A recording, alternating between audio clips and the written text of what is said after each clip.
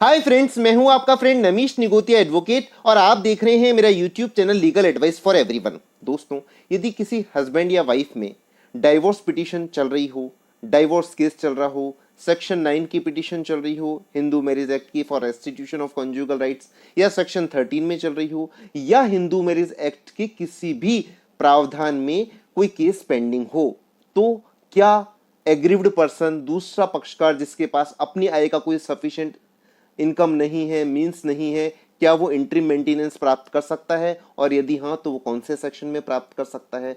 तो आज के इस वीडियो में हम इंटरिम मेंटेनेंस या अंतरिम भरण पोषण भत्ता के बारे में जानकारी प्राप्त करेंगे। इससे पहले मैं निवेदन करूं कि यदि आपने मेरा चैनल सब्सक्राइब नहीं किया है तो मेरा चैनल सब्सक्राइब कर लीजिए, और यदि आपको मेरे वीडियोस पसंद आए तो उनको लाइक और शेयर जरूर कीजिए। दोस्तों, section 24 of the Hindu marriage act 1955 interim maintenance या अंतरिम भरण पोषण भत्ता के बारे में बताता है, क्योंकि डाइवोर्स केस कई बार 3 साल, 4 साल, 5 साल भी चलता है, और ऐसे में व्यथित पक्षकार पति हो या पत्नी, जी हाँ, गौर से सुनिएगा, पति भी इंटरिम मेंटेनेंस प्राप्त कर सकता है यदि उसके पास सफिशिएंट इनकम नहीं हो और पत्नी के पास सफिशिएंट इनकम हो। तो पति अथवा पत्नी डाइवोर्स पिटीशन के पेंडिंग रहते हुए या इस एक्ट के कोई भी पिटीशन के पेंडिंग रहते हुए इंटरिम मेंटेनेंस की application section 24 Hindu marriage act के अंतर्गत लगा सकते हैं। अब इसको सेक्शन 24 को मैं पढ़ना चाहूंगा। Section 24 of Hindu marriage act maintenance mandate light and expenses of proceedings where in any proceeding under this act it appears to the court that either the wife or the husband, as the case may be, has no independent income sufficient for her or his support and the necessary expenses of the proceedings, it may, on the application of the wife or the husband, order the respondent to pay to the petitioner the expenses of the proceedings and monthly during the proceeding such sum as having regard to the petitioner's own income and the income of the respondent it may seems to the court to be reasonable. अब इसका proviso भी है, provided that the application for the payment of the expenses of the proceedings and such monthly sum during the proceeding shall as far as possible be disposed of within 60 days from the date of service of the notice. इसका क्या मतलब हुआ दोस्तों? इसका ये मतलब हुआ कि कोई भी पक्षकार इस एक्ट की किसी पिटीशन के लंबित रहते हुए, जैसे डाइवोर्स पिटीशन है सेक्शन 13 में, सेक्शन 9 में रेस्टिट्यूशन ऑफ कॉन्जुगल राइट्स है, सेक्शन 10 या 11 की पिटीशन पेंडिंग है, उनके लंबित रहते हुए अंतरिम भरण पोषण भत्ता प्राप्त करना चाहता है यदि उसकी सफिशिएंट इनकम नहीं है, तो चाहे वो पति हो या पत्नी हो, तो कोर्ट उनको अंतरिम भरण पोषण भत्ता के ऑर्डर कर देता है। और वो क्या राशि हो सकती है, ये कोर्ट कंसिडर करता है कि ऑपोजिट पार्टी की इनकम क्या है और पिटिशनर की इनकम क्या है। इन पॉइंट्स को कंसिडर करते हुए ऑनरेबल फैमिली कोर्ट इंटरिम भरण पोषण तय कर देते हैं। और इसका प्रोवाइजो क्या कहता है, यह प्रार्थना पत्र 60 डेज में नोटिस तामील होने के प्रस्तुत होना चाहिए, तय होना चाहिए, ताकि इंटरिम भरण पोषण भत्ता जल्दी मिल सके। अब प्रश्न उठता है कि इंटरिम मेंटेनेंस के लिए एप्लीकेशन कैसे ड्राफ्ट की जाए।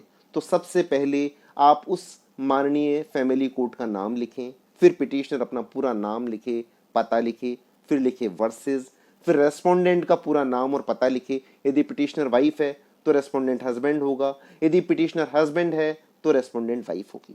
उसके बाद लिखें application under section 24 of the Hindu marriage act 1955 for interim maintenance. Hindi में लिखें प्रार्थना पत्र अंतर्गत धारा 24 हिंदू विवाह अधिनियम 1955 वास्ते प्राप्त करने अंतरिम भरण पोषण भत्ता। अब इसके बाद फैक्ट्स लिखें कि पिटिशनर और रेस्पोंडेंट या एप्लीकेंट और नॉन एप्लीकेंट की शादी कब हुई थी, यदि उसका कोई मैरिज सर्टिफिकेट है तो उसका डिस्क्रिप्शन देवें। फिर लिखें कि वो किस प्रोसीडिंग के तहत अलग रह रहे हैं, कौन सी डाइवोर्स पिटिशन या इस एक्ट की कौन सी प्रार्थना पत्र माननीय न्यायालय में लंबित है, उसका टाइटल लिखें और उसका जो है नेक्स्ट डेट भी लिखें, उसका उन्वान और केस नंबर भी लिखें। फिर उसमें लिखें कि जो एप्लीकेंट है उसके पास सफिशिएंट मींस नहीं है, प्रोसीडिंग्स लंबा चलने की संभावना है, एप्लीकेंट के पास सफिशिएंट मीन नहीं है, उसकी स्थिति दिन रात खराब हो रही है, उसके पास डेट को अटेंड करने के लिए जो लिटिगेशन एक्सपेंसेस आते हैं वो भी नहीं है, नहीं उसके पास लीगल एडवाइस के पैसे हैं, और ये भी लिखें कि रेस्पोंडेंट जो विपक्षी पार्टी है उसकी आय के स्रोत अच्छे हैं, उसकी इनकम प्रतिमाह कितनी है ये भी लिखें। फिर ये भी लिखें कि प्रतिमाह कितने रुपए वो प्राप्त करने की रिक्वेस्ट करता है कोर्ट से, ये रिलीफ में लिखें। इस एप्लीकेशन के साथ आप अपना सत्यापन करके शपथ पत्र लगाएं। शपथ पत्र लगाने के साथ साथ सारे नेसेसरी डॉक्यूमेंट जैसे अपनी आइडेंटिटी के डॉक्यूमेंट, जो एप्लीकेशन डाइवोर्स की पेंडिंग है उसके डॉक्यूमेंट्स, मैरिज सर्टिफिकेट हो तो वो, रेस्पोंडेंट की इनकम से रिलेटेड डॉक्यूमेंट हो तो वो। एक बात है, यदि एप्लीकेंट भी कुछ कमाता है पर उसकी आय के साधन बहुत कम है तो ये भी लिखें ऑनेस्टली कोर्ट के सामने कि साहब मैं देखिए कमाता तो हूं लेकिन मेरी इनकम बहुत कम है और वो मेरे day to day expenditure meet करने के लिए सफिशिएंट नहीं है।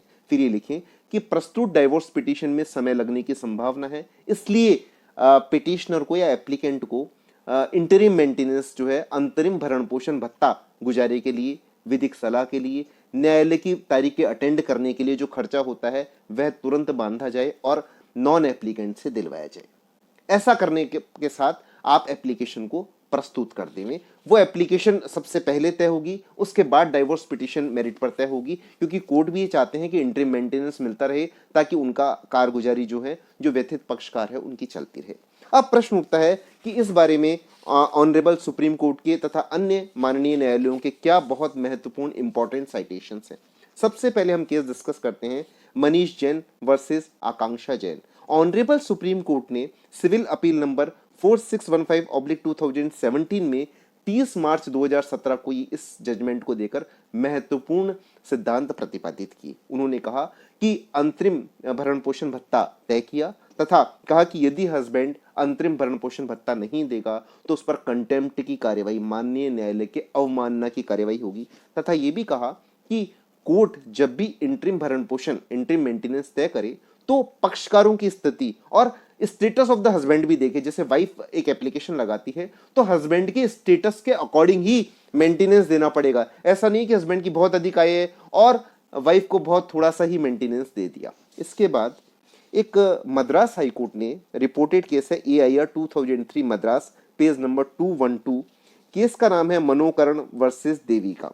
इसमें कहा कि वाइफ किसी भी समय डाइवोर्स प्रोसीडिंग में यदि एप्लीकेशन लगाती है कि उसके पास गुजर बसर करने के पर्याप्त साधन नहीं है प्रोसीडिंग के किसी भी टाइम, तो कोर्ट को ऑर्डर करना चाहिए इंटरिम मेंटेनेंस का। इसके बाद एक और बॉम्बे हाई कोर्ट का बड़ा महत्वपूर्ण निर्णय है, वो ये है कंचन वर्सेस कमलेंद्र AIR 1993 बॉम्बे 493। इसमें कहा कि सेक्शन जो है 24 केवल वाइफ को एंटाइटल नहीं करता इंटरिम मेंटेनेंस के लिए, बल्कि हस्बैंड को भी इंटरिम मेंटेनेंस के लिए एंटाइटल करता है। मतलब यदि पति के पास पर्याप्त आय के साधन नहीं है और डाइवोर्स केस लंबित है और पत्नी के पास पर्याप्त आय के साधन है, वो बहुत अच्छी सर्विस में है या अदरवाइज बहुत जो है वो पैसे वाली हैं और उनके अच्छे आय के साधन है, स्रोत हैं, तो पति भी पत्नी से इंटरिम मेंटेनेंस ले सकता है।